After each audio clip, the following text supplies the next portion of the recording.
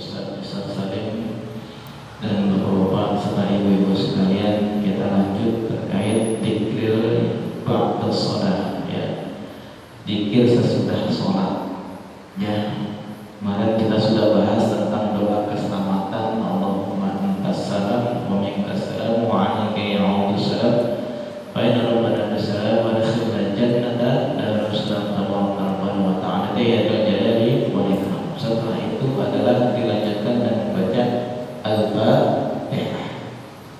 Nah, kita membaca suratul Fatihah. Sunnah betul. Pertanyaannya seperti itu. Rasulullah melakukan nggak seperti itu?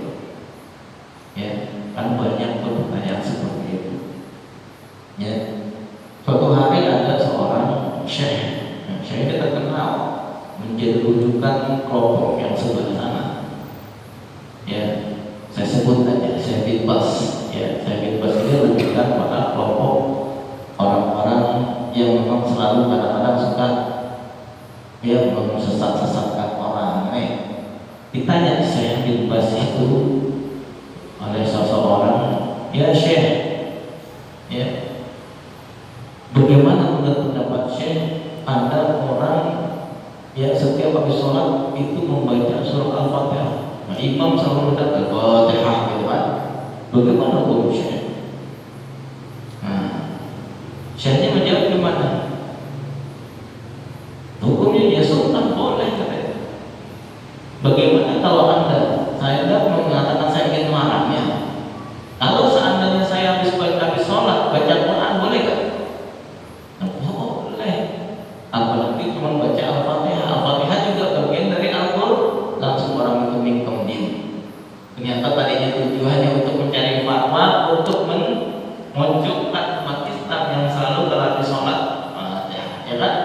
Ternyata syekhnya ini lebih pintar. Nah, ini kadang-kadang mungkin syekh ini alim, banyak ulama itu banyak alim.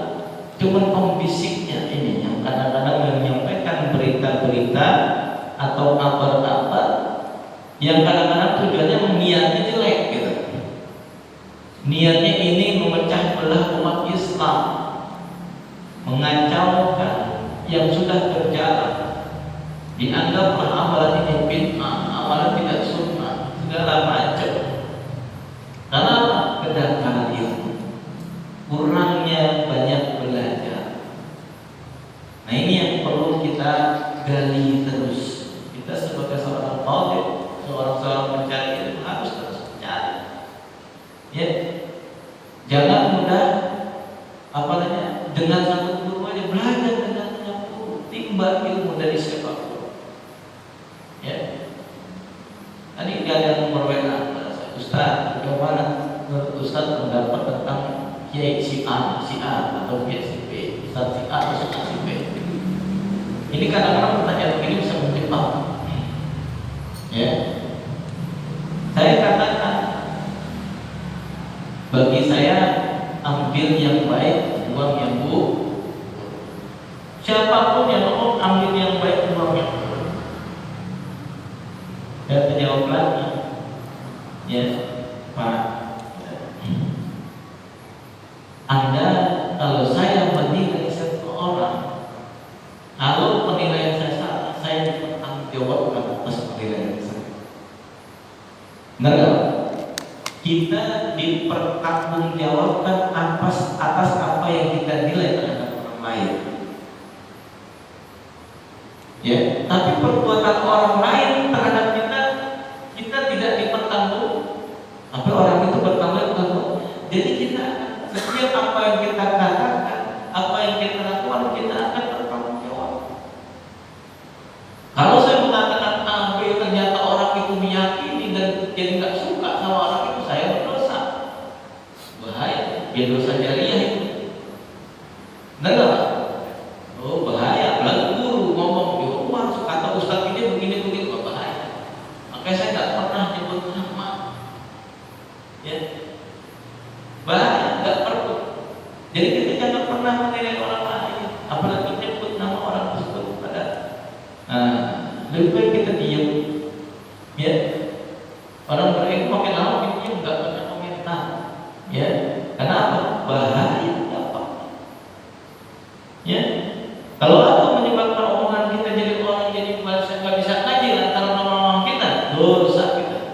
panjang dosa kita sampai hari kiamat. Seperti bulu kemoceng yang kita sebar. Bisa tak Pak ngumpulin lagi jadi satu lagi Pak? Bisa tak Pak? Bulu kemoceng kita campur-campurin ya Pak, kita sebar. Itulah ghibah, kita sebar omongan, ya. Terus kita kumpulin lagi supaya nggak tersebar lagi. Bisa nggak Pak? Bisa nggak ngumpul bulu kemoceng jadi utuh lagi Pak? Begitulah kalau kita nyebarin hoax atau fitnah. Ini kalau menerima berita di WA, udahlah kalau nggak penting hapus aja. Jangan disebar lagi. Cukup stop di tempat kita, di WA kita.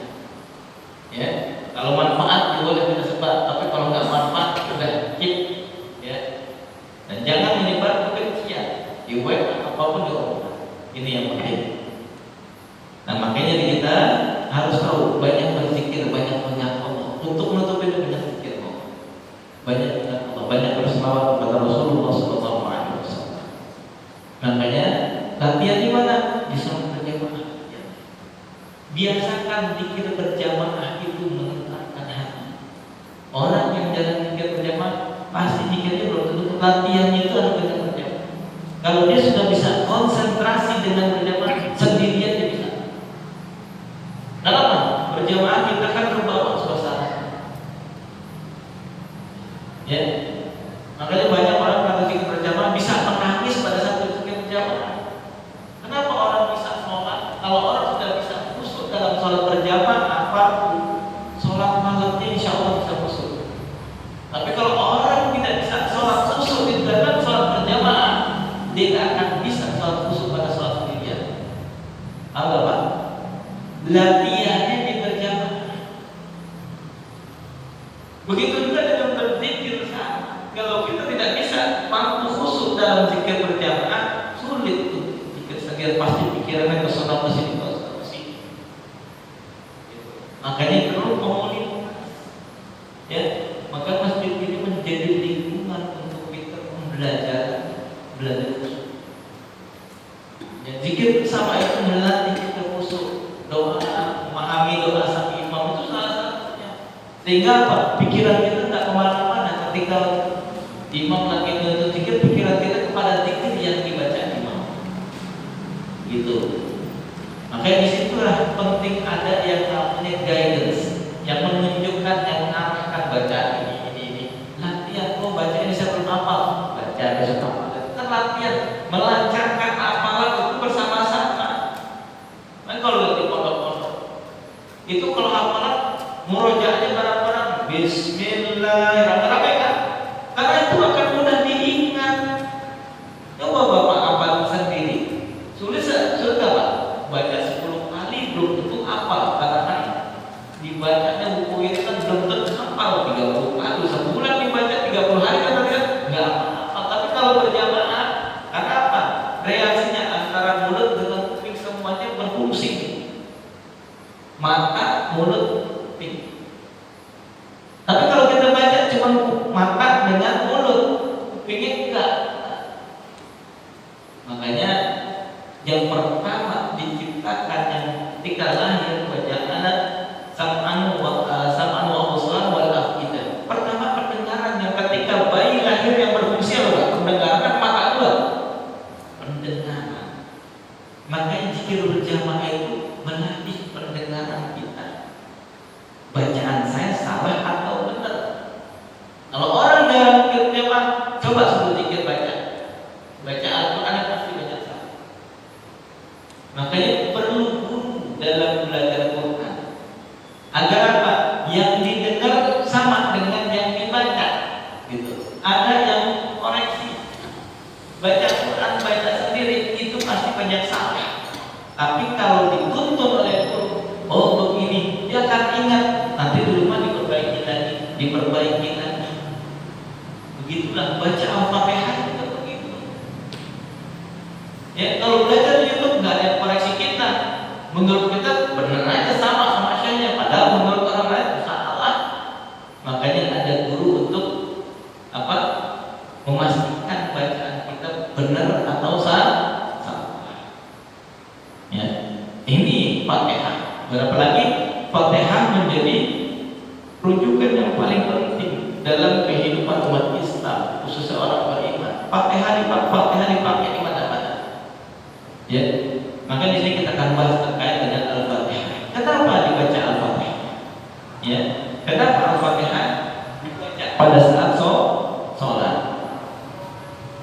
Ya, pertama, ya, membaca Al-Fatihah, ya, ini dianjurkan oleh Rasulullah SAW. Kuntu usolli bada'ani Nabi sallallahu alaihi wasallam. Falam ujibuhu qultu ya Rasulullah inni kuntu usolli. Qala alam yaqulillah istajibu lillahi wa lirrasuli idza da'akum. Ya. Thumma qala ala u'allimuka a'dhama suratin fil Qur'an qabla an takhruja minal masjid. Qabla an takhruja minal masjid. Fa akhadha bi yadihi falamma aradna an nakhruja qultu ya Rasulullah innaka qulta lau 'allimannaka ada taukid di situ, penekanan berarti a'dhama suratun minal Qur'an. Qala alhamdulillahi rabbil alamin ila akhir ayat. Ya sab'un matani wal Qur'anul 'azim alladzi utita. Ya, dari Abu Sa'id bin Mu'alla radhiyallahu anhu berkata, beliau menyatakan, dulu aku pernah sholat bersama Nabi. Ya, kuntu usolli, dulu aku pernah sholat bersama Nabi. Ya, lalu Nabi sallallahu alaihi wasallam memanggilku, bada'ani Nabi sallallahu alaihi wasallam memanggilku. Pada ujibku, namun aku tak memenuhi panggilan beliau. Maka aku katakan, katanya, "Qultu ya Rasulullah inni kuntu usolli." Wahai Rasulullah, aku tadi sedang sholat, makanya enggak jawab panggilan Rasulullah. Maka Rasulullah bersabda, ya, alam yaqulillah istajibu lillahi rasul wa lirrasul idza da'akum. Penuhi panggilan Allah dan Rasulnya apabila Rasul menyeru kamu. Biarpun lagi sholat batalin, apalagi sholat sunnah, panggilan Rasul lebih wajib.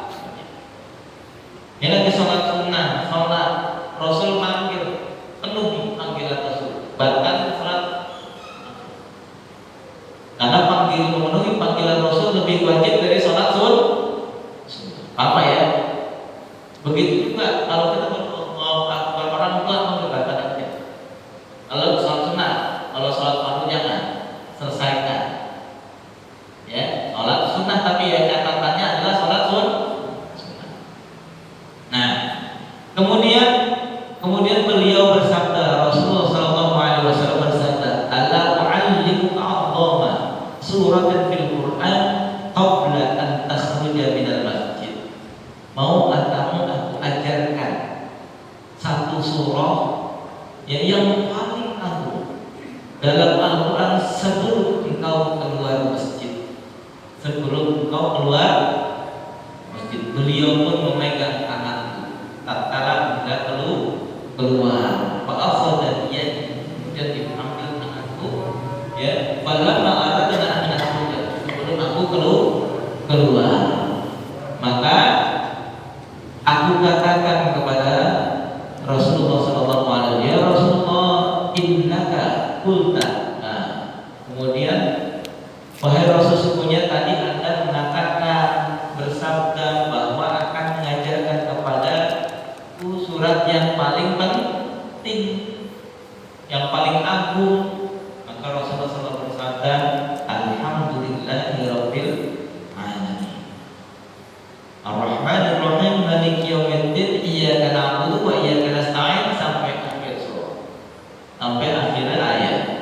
Kata Rasulullah, iya sab'un matani, dia itu 7 yang diulang-ulang. 7, ada bahkan 17 dan 7 ayat yang diulang-ulang. Sehari minimal kita berapa kali baca Al-Fatihah? Minimal 17 kali. Lebih banyak jumlah rakaat salat seorang mukmin itu sehari minimal baca Al-Fatihah berapa kali? 17 kali. Maka kalau kurang dari situ, maka dipertanyakan keimanannya. Ya. Maka itulah 7 yang surat yang diulang wal Qur'anul Azim, dia Quran yang agung. Ya. Yang diberikan kepada. Nah, Imam Abu Ibnu Athir rahimahullah kata saat menjelaskan An-Najilah maknanya pahalanya lebih agung, lebih besar dari surah yang lainnya. Yang ada di dalam kitab Fathul Bari karangan Ibnu Hajar Al-Asqalani. Dia bahkan Al-Quran Al-Fatihah adalah ringkasan dari semua surah yang ada di Al-Quran, terkumpul menjadi surah Al-Fatihah. Al-Fatihah itu juga diringkas lagi di dalam ayat yang pertama, yaitu Bismillahirrahmanirrahim. Bismillahirrahmanirrahim teringkas lagi di dalam satu huruf, yaitu di huruf ba-nya. Ba-nya teringkas lagi, ada di intinya, ada di titiknya. Titiknya apa? Oh, itu kalau ilmu tasawuf di situ tuh larinya. Kalau kita belajar ilmu tasawuf ada semua ada di titik surah ayat Bismillahirrahmanirrahim. Makanya Imam Hafiz An-Asim ya qiraatnya mengatakan Bismillahirrahmanirrahim itu bagian dari surah Al-Fatihah. Maka ada yang kita membaca Al-Fatihah tidak membaca Bismillah, maka sholatnya enggak sah. Apa ya? Makanya Imam Hafiz An-Asim mewajibkan Bismillahnya dijahirkan. Maka kalau ada orang yang membaca Quran dengan qiraat Hafiz, maka dia harus menjahirkan. Saya sering tuh ada imam baca Bismillahnya di sini. Kadang-kadang nggak dibaca, saya tegur sini, saya nggak peduli siapapun. Anda baca qiraat apa? Qiraat Hafiz. Kenapa Anda sih? Anda belajar qiraat Hafiz. Hafiz itu harus di saya tidak bicara fikih. Ini tidak ada. Kalau baca Quran pakai qiraat, ingat kalau baca Quran pakai qiraat bukan pakai fikih. Ya, kalau membaca Al-Quran pakai qiraat bukan pakai fikih. Kalau tata cara sholat pakainya fikih. Enggak? Ya Pak ya. Kalau baca Quran harus pakai qiraat. Anda pakai qiraat apa? Maka itu yang diterapkan, bukan fikih yang diterapkan. Saya pakai mazhab Hambali yang keluar dari fikih. Kalau Anda pakai Imam Abu Hamzah, silakan Anda disir, atau Imam Susi silakan disir, atau Warsh silakan disir. Tapi kalau pakai Hafiz, karena kenapa? Imam Hafiz sama Imam Syafi'i itu tuaan Imam Hafiz. Imam Asim itu tabi'in. Ya, Imam Syafi'i kan Imam Hafiz dan Asim, dari Asim itu tabi'in, muridnya sahabat, muridnya Sayyidina Ali, muridnya Ibnu Abbas, muridnya Ka'ab bin Malik. Beliau itu punya murid namanya Hafiz. Nah, ini harus dipahami. Jadi tuaan Imam qiraat daripada Imam fikih. Jadi Imam fikih ikut qiraat. Kenapa Imam Syafi'i pakai yang benar? Karena Imam Syafi'i qiraatnya Hafiz. Ini harus dipahami, bukan Imam Hafiz mazhab Syafi'i terbalik itu. Ya, kalau dibaca sejarah, jadi Imam qiraat, Imam Syafi'i itu pakai qiraatnya Hafiz, bukan Imam Hafiz pakai fikih Imam Syafi'i, bukan, paham ya? Nah, ini kalau lihat sejarah itu. Jadi kalau yang pakai Imam Hafiz harus dijaga. Kalau dia nggak jaga, dia merusak qiraat. Karena kalau qiraat itu ada qaidahnya, tata cara baca Quran ada qaidahnya. Makanya saya nggak berani pakai qiraatnya, takut nggak ngerti. Terus Ustaz bacanya ngaco nih. Ya, sekarang Bismillahirrahmanirrahim Maliki yaumiddin. Langsung sih bacanya begitu. Entar lagi Zirotol Sof itu dibacanya berbeda dengan Imam Imam Abu Amr itu beda lagi. Macam-macam, ada 7 imam qiraat yang masyhur, 10 yang tambahan. Ya. Yang kita lanjut terkait aja Al-Fatihah. Apa keistimewaan surah Al-Fatihah? Kenapa kita zikir, kita banyak surah baca Al-Fatihah? Apa keistimewaannya? Yang pertama, dia merupakan surah yang paling agung. Ya tadi sudah dijelaskan. Kemudian dia surah terbaik di dalam Al-Qur'an. Ya. Ketiga adalah dia merupakan Al-Qur'anul Azim atau ringkasan dari Al-Qur'an. Kemudian dia juga penyembuh. Ya, sebagai Al-Fatihah itu juga sebagai surah penyembuh. Banyak orang yang kalau menyembuhin seseorang itu dengan surah Al-Fatihah gitu. Ya. Kemudian dia cahaya untuk umat Islam yang tidak diberikan kepada umat-umat terdahulu. Karena surah apa tadi kita bahas. Dan juga dia penentu sholat, sah atau tidaknya sholat itu adalah di Al-Fatihah. Nah, kalau baca Al-Fatihahnya kacau, maka sholatnya enggak sah. Dan juga satu, pengabul doa. Makanya kalau zikir sesudah sholat itu kan nanti tutup dengan apa? Itu adalah wasilah awalnya dengan surah Al-Fatihah. Kalau bisa ditutup juga dengan Al-Fatihah. Makanya di sini belum nih. Saya pengen beberapa itu tuh. Jadi kalau kita buka Al-Fatihah, tutup nanti dengan Al-Fatihah supaya dikabulkan doa kita. Memang habis kalau di tempat di Jakarta tuh biasa begitu. Ya. Subhana rabbikal izzati amma yasifun wa salamun alal mursalin walhamdulillahi rabbil alamin. Mau lanjut ke Allahul pada surah Al-Fatihah itu dibaca langsung seperti itu. Cuma di sini enggak ditutupnya enggak dalam Al-Fatihah langsung sallallahu ala Muhammad. Mungkin besok harus dibiasain Pak ya. Itu biasain. Kalau tempat lain begitu nanti ada dasarnya. Ya. Nah, disebutkan surah yang agung dari Abi Umamah. Katakan arba'u ayatin min kanzil arsh laisa yanzilu minhu syai'un ghairuhunna ghairu ummil kitab wa innahu yaqulu wa innahu fi ummil kitab ladaina la'alli hakimun wa ayatul kursi wa khatimatu suratul baqarah wal kautsar. Dari Abu Umamah beliau mengatakan ada 4 ayat yang turun dari perbadan arsy. Ada 4 ayat yang turun dari perbadan arsy langsung, dan tidak ada yang turun darinya selain yang 4 ini. Surah apa itu? Pertama suratul Fatihah itu langsung turun dari arsy.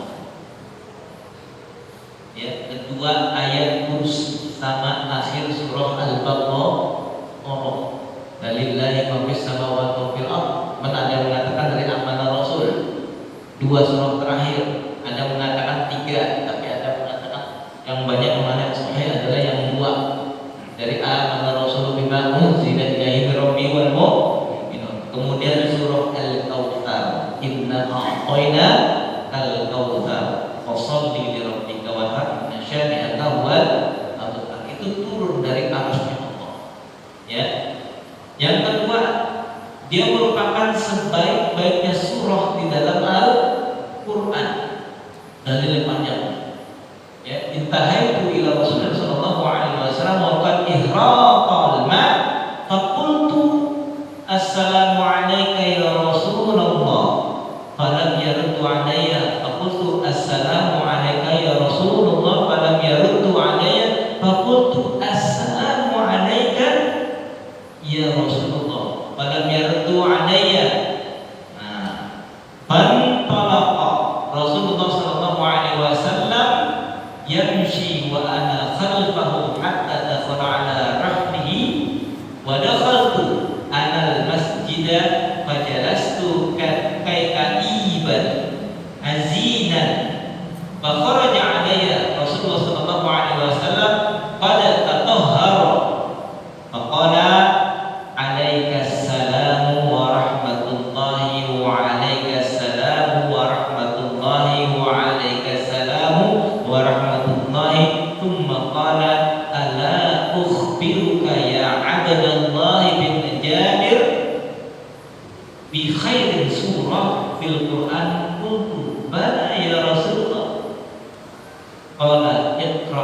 alhamdulillahirabbil alamin hatta takhtimana. Ya.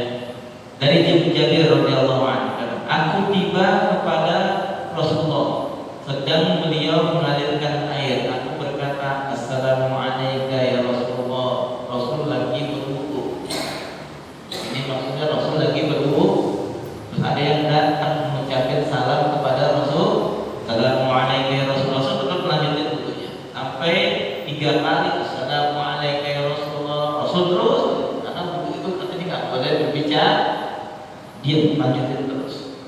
Ya. Dan aku kemudian Rasulullah berjalan sedang aku berada di belakang sampai beliau masuk ke rumahnya karena masih di dalam sekolah, dalam kamar mandi tinggal menjawab sampai dia masuk ke dalam rumah. Kita nggak boleh menjawab salam kalau lagi di dalam kamar mandi. Ini juga ada di dalam kamar mandi juga ada ketika lagi di berwudu. Nah, diikutin terus tuh. Aku masuk kemudian sambil duduk dalam keadaan bersedih. Kenapa? Sedihnya karena salamnya nggak dijawab oleh Rasul. Maka keluarlah Rasulullah menemuiku sedang beliau sudah selesai berwudu. Masuk ke rumah, lalu keluar dari kamar mandi rumah, dia keluar. Ya. Kemudian baru dijawab alaikassalam warahmatullah, alaikassalam warahmatullah, alaikassalam warahmatullah. Tadi salamnya 3 kali dijawab sama Rasulullah 3 kali. Rasulullah bayangin aja, nggak mau murah-murahin. Kalau kita orang 3 kali salam, tapi aja pesan. Waalaikumsalam warahmatullah. Kita tinggal assalamualaikum, assalamualaikum, assalamualaikum ada nggak? Kita tetap jawab berapa?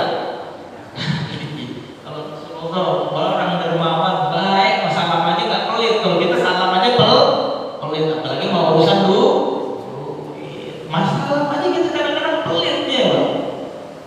Rasulullah masalah aja nggak pernah urusan itu. Rasulullah nggak bakal pelit. Kalau Rasulullah, masya Allah, manusia paling dermawan.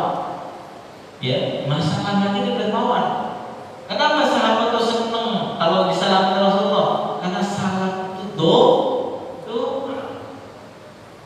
Bahkan ada yang Rasul berkata dan dalam semua seorang sahabat, assalamualaikum, sampai 3 kali. Sengaja keluar rumah nggak mau jawab dulu sampai Rasul 3 kali assalamualaikum.